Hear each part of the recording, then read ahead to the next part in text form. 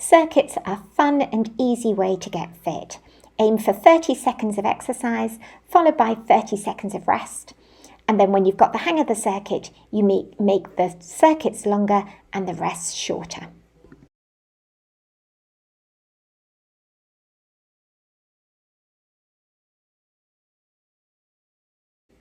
Start with sit to stand.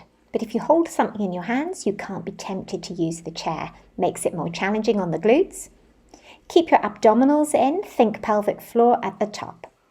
Add arm stretches, and you can increase the weight that you're holding if you like more challenge. Also go slower if you like it more challenging.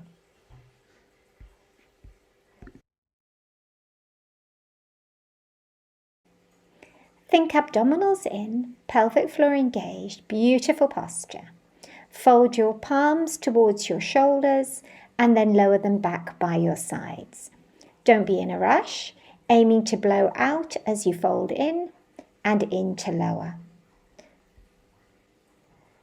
Then turn your hands, palms facing your hips, and float the arms up and down to the side, but keeping them just below shoulder height, more penguin than flyer. This works the lateral muscles of the arms.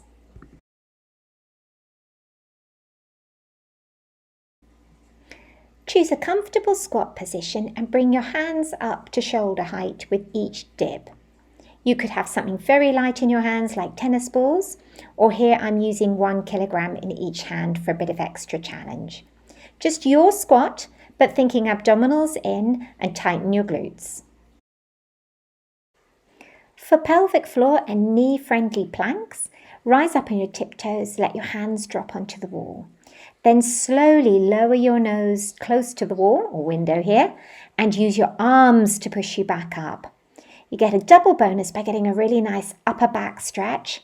Keep the abs in, glutes working. Step back a bit if it's too easy, but if it's too hard, take a step in and make it more about back flexibility than core. Just a sneaky change to the sit to stand. If you keep one foot on tiptoe, you'll find the bottom that you're standing on has to work an awful lot harder. You can see me even wobbling here. Do 3 one way, then swap around. Come up on your tiptoe and make the other bottom work. Having something in your hands just means you're not tempted to cheat. These are bottom dips. You'll need a step and you'll probably need something to hold onto initially.